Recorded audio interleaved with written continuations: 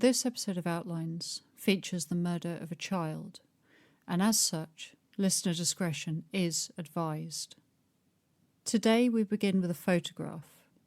It's taken in black and white and obviously on a good quality film stock.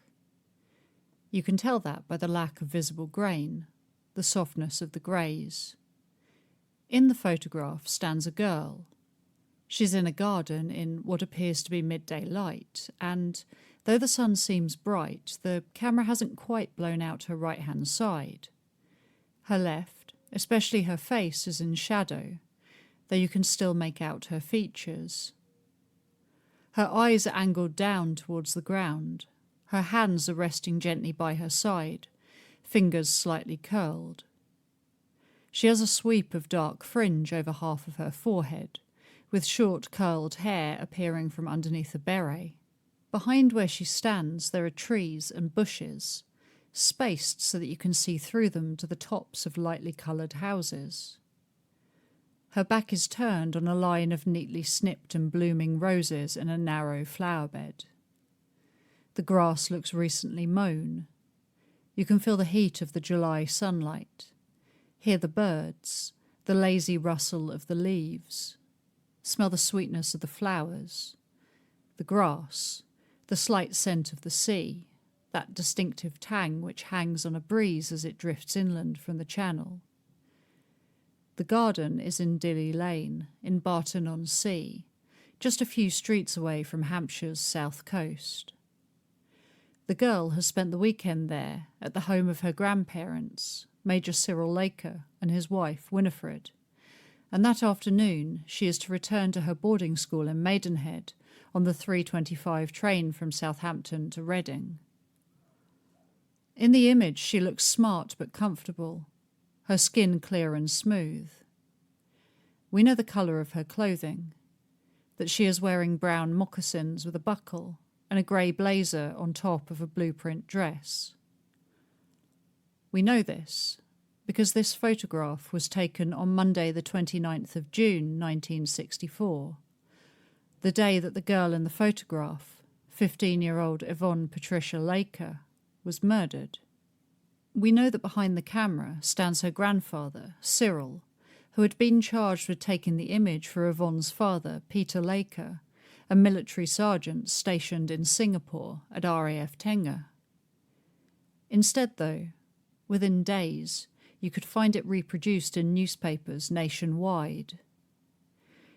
The print was distributed across the country, and on its back it carried a pasted paper cutout which read, "Girl, 15-year-old Yvonne Laker. She was found dead in a train at Basingstoke." Her throat had been slit with a bottle shard in a train toilet, and 60 years on, her murder remains unsolved. I'm Jess Carter, and this is the Outlines podcast.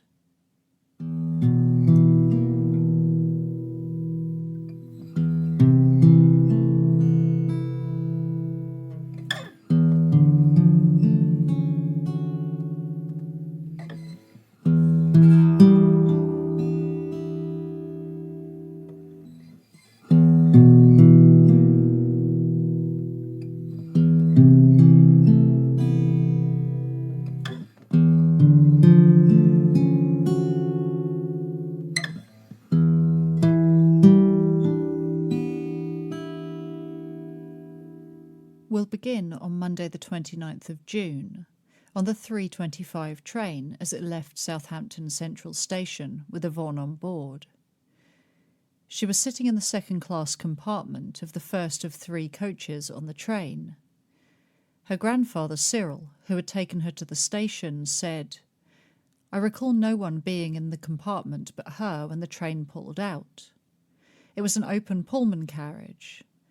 That is to say, it was a carriage with seats but without partitions, and there was no access to any other carriage." Its first stop was Northam, followed by St Denis, Swaithling, and then Eastleigh, where a graduate named Peter Barnes remembered seeing Yvonne. He said, "As far as I know, no one sat beside her during the journey. nor did I hear anyone speaking to her. After Eastleigh came Shawford, and then, at 3:58, the train arrived at Winchester, where Peter Barnes and two friends of his alighted from their carriage. Yvonne was still alive when the boys exited the train. The next stop at 4:08 was Micheldever. A number of people reportedly got off, and two witnesses would later recall that no men were among them. Next came Basingstoke. That day, 12-year-old Michael Shazap from Bracknell in Berkshire had been train spotting with his friends at Basingstoke station before catching the train from Southampton to their home. It arrived at the station at around 4:22, and the boys, along with several women and a 4-year-old, boarded the train. Michael remembered that afternoon, saying, "We intended to return home by the 4:17 Basingstoke-Reading train. As soon as that train came in, we got into the second-class compartment in the first coach. Immediately the train left the station. I went into the toilet compartment at the front end of the coach. When I opened the door of the toilet compartment, I saw the legs of a lady on the floor. There was blood on the floor. I rushed into the coach and called out about what I had seen. It was a man named Paul Hampshire, a London chemist, who pulled the communication cord, bringing the train to a halt just 400 yards outside of Basingstoke station. Shazap ran quickly back to raise the alarm with a porter, and after explaining what had happened, the carriage was moved to a siding and, in a move which can only be explained as naivety, the passengers were then allowed to leave on a relief train before police had even arrived at the station. According to reports, there had been 60 or 70 people on the train from Southampton, and there can be no doubt through reading news reports over the coming week that the decision to send passengers on their way so quickly hampered the initial days of the investigation. When police finally did arrive in Basingstoke, one of the first officers on the scene was Sergeant Douglas Bookie. Initially, it was assumed that her death was a suicide, which is difficult to believe when you hear what he saw that day. He said, "There was a lot of blood on the floor, which appeared to have come from a severe wound in her throat. Her dress and jacket did not seem disturbed, but I later saw that her stockings were badly laddered." It transpired that while she was fully dressed, both her brown shoes and her beret were nowhere to be seen. Yvonne was taken to Hackwood Road Hospital in Basingstoke, and her body was examined by the experienced Home Office pathologist Dr. Keith Simpson, who I've spoken about plenty of times before. He concluded that her death was due to hemorrhage and shock due to a cut throat. Dr. Simpson established that there was bruising on her forehead, which had probably been caused by her being hit with a bottle and knocked unconscious, or nearly so, probably in the train carriage where she was sat. It was thought that after that she had been dragged to the toilet, where her throat had been cut. According to Keith Simpson, it was likely that death occurred at around 4 p.m, and that at some point before that there had been interference with her breathing, perhaps by a hand placed over her mouth to stifle her screams. There doesn't appear to be an exact agreement on when her death would have occurred, just that it definitely happened somewhere between Winchester and Basingstoke, most likely around Micheldever. The investigation was headed by Detective Chief Superintendent Walter Jones, head of the Hampshire CID. A mobile police headquarters was established outside the station, and outside this headquarters, Superintendent Jones gave a press conference, telling the gathered journalists that this appears to be the work of a maniac. As far as I can ascertain, it was a very brutal murder, a completely motiveless attack on this young girl for no reason. There is no question of sexual assault or theft. It appears that neither her watch or any money from her purse had been stolen. While Walter Jones spoke to the press, inside the station work began on examining the train and, later, the surrounding countryside for clues. Yvonne's overnight bag, a blue holdall, was discovered in the middle of the train.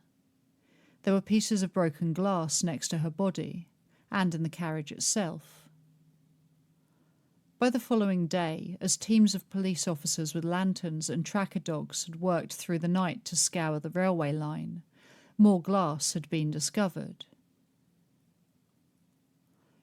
In the absence of being able to visit many locations while my daughter is young, I have to use Google Maps to get a sense of the area. I locate Micheldever Station, which is a little way out of Micheldever itself, and then I follow the thin curve of rusted track through the countryside towards Basingstoke, losing the line temporarily as it ducks in and out of tunnels, and finding it again amongst the trees and farmers' fields which span the majority of its length. Occasionally I switch from overhead to street view, in the places where roads intersect with the line, and I find that the track is steeply banked, the Google car's point of view not quite showing me the railway itself.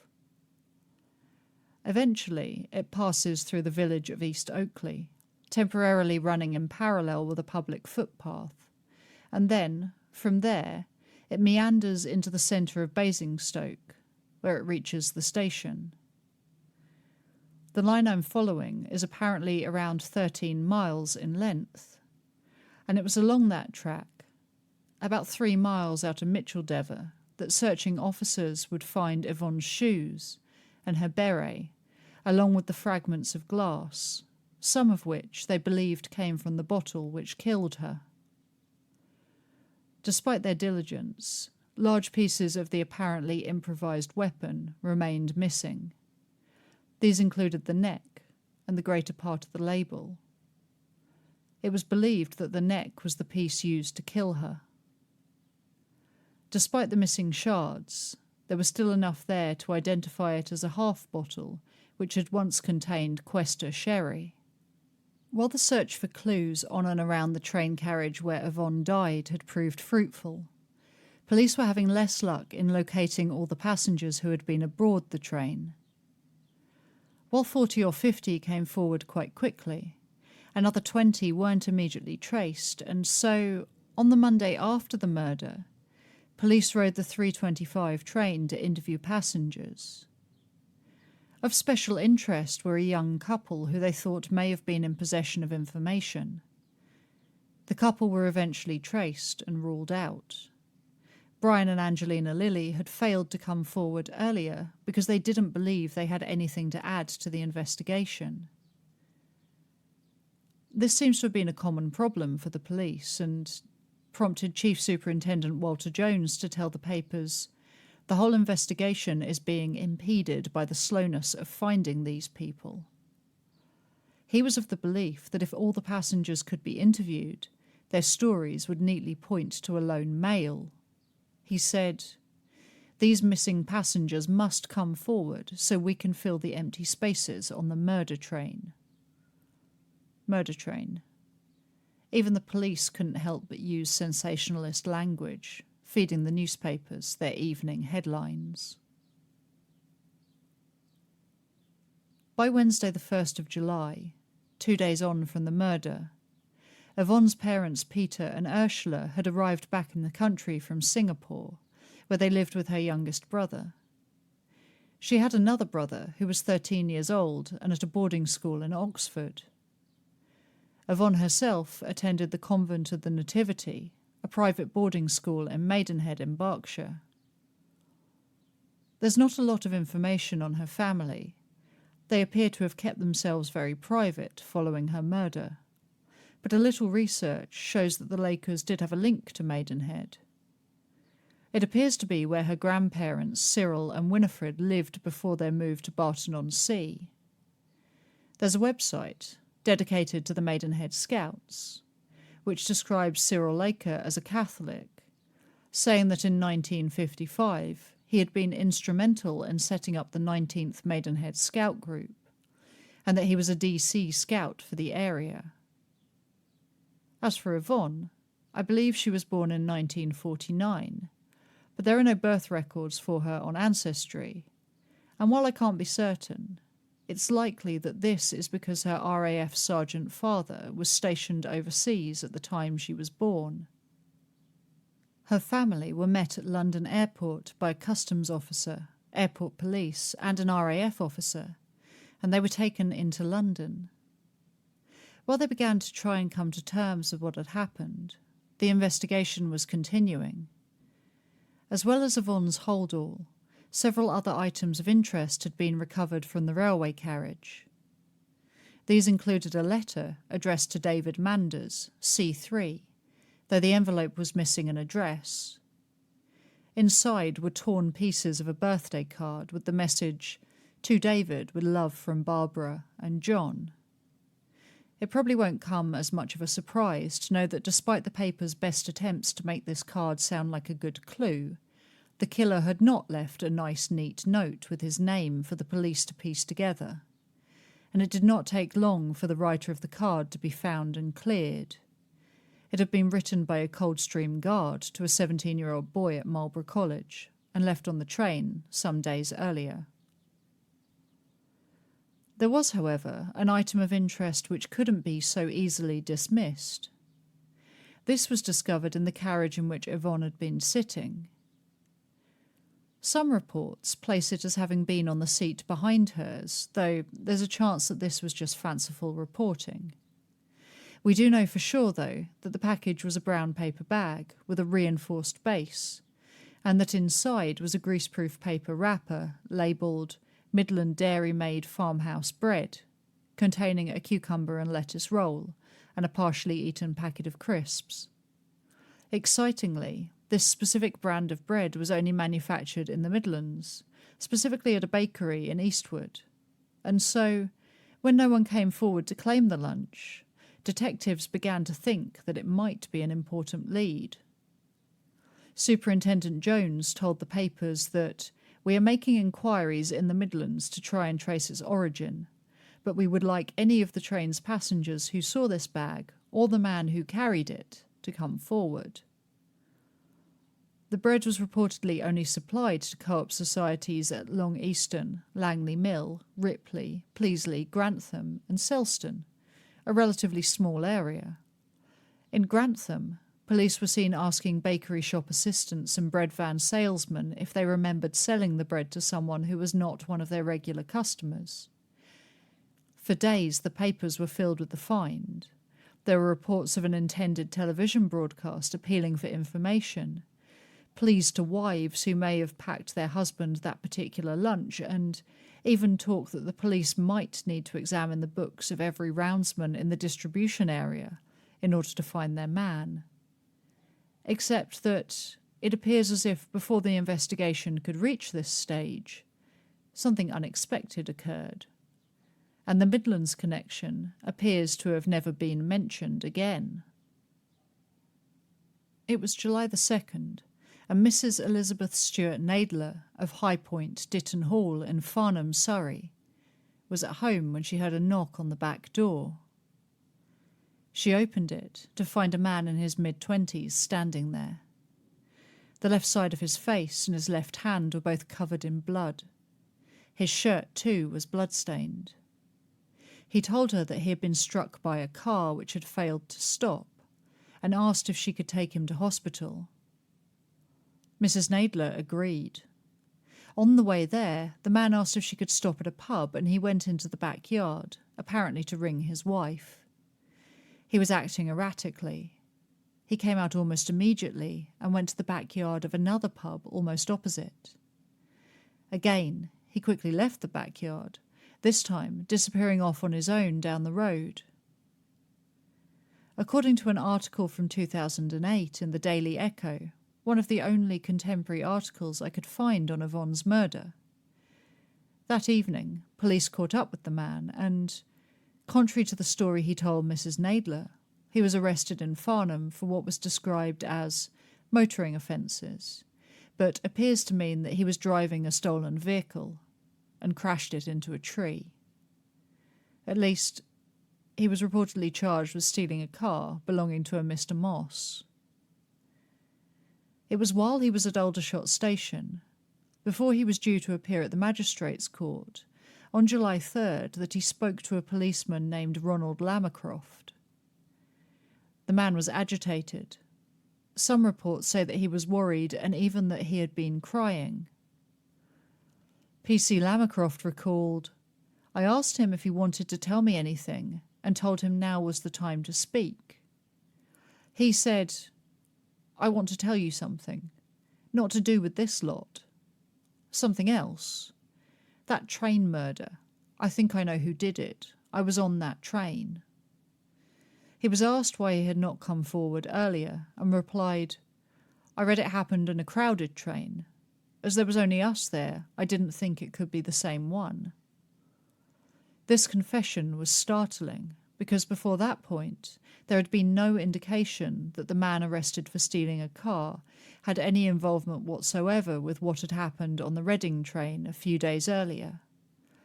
More startling still is that when police started to interview the man to take his statement, they began to suspect that there was more to his story than met the eye.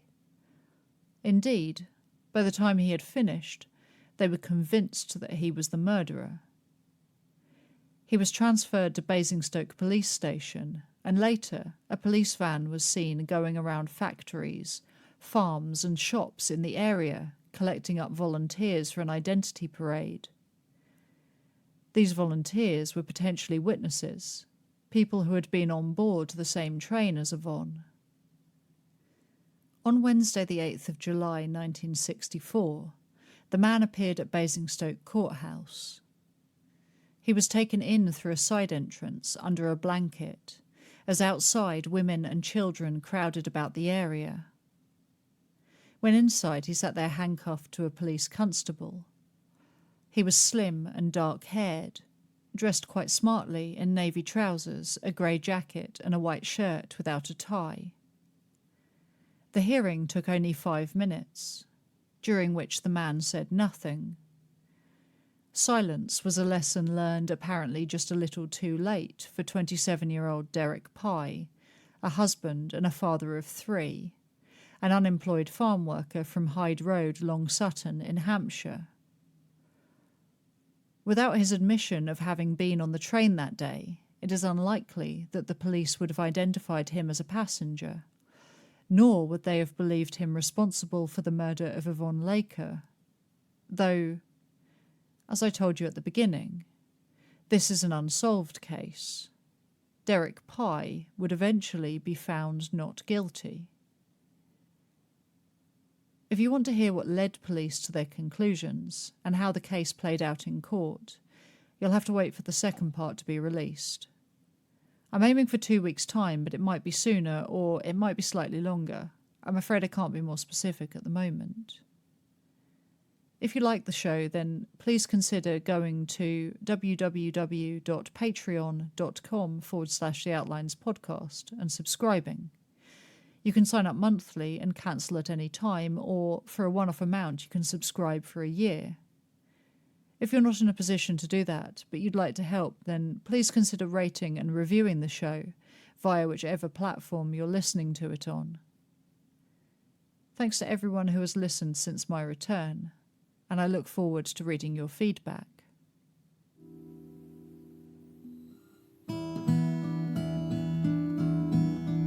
This episode of Outlines was researched, written, performed and produced by Jess Carter. The music was composed by Elias Hardy.